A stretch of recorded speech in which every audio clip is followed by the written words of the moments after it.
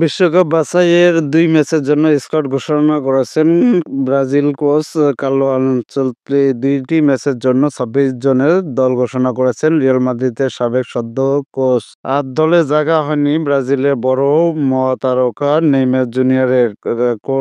নেইমারের সঙ্গে আনচেলত্তির প্রথম স্কোয়াডে মিস করেছেন আনচেলত্তির রিয়াল শীর্ষ রদ্রিগো স্পোর্টস।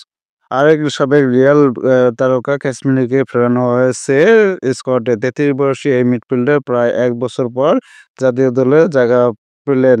কোচ আনচেলত্তির নাগাল পাওয়া খুব একটা সুবিধার না, সেটা হয়তো প্রথমে টের পেয়েছেন ব্রাজিলের গণমাধ্যমগুলো।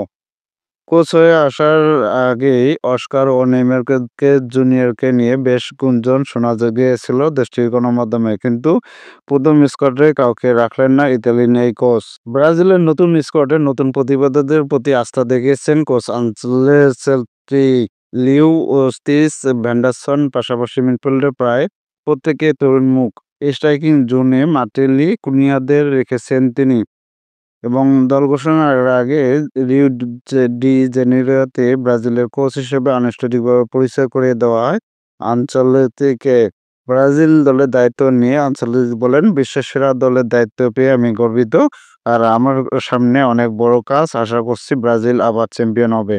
ব্রাজিলের কার্লো আনচেলত্তির হলো ইকুয়েডর এবং প্যারাগুয়ের মধ্যকার জন্য ২৬ জনের স্কোয়াড ঘোষণা করেছেন। সেখানে গোলরক্ষক আছেন Alisson Liverpool, Bento Al Nassr, Hugo Souza Corinthians, এবং মিডফিল্ডে আছে Andreas Pereira Fulham, Bruno Guimaraes Newcastle, Andrey Santos Strasbourg এবং Casemiro Manchester United, Ederson Atalanta এবং গ্যাসন ফ্লামেঙ্গো। ডিফেন্ডারে আছেন আলেক্সান্দ্রো দানিলো, লিউ গুত্রিস, ওয়েসলি ফ্ল্যাংমো এবং ব্রায়ান্ডো মার্কিনোস এবং পিএসজি আলেক্সান্দ্রো নীল এবং Carlos Augusto Inter Milan, Vanderson Monaco.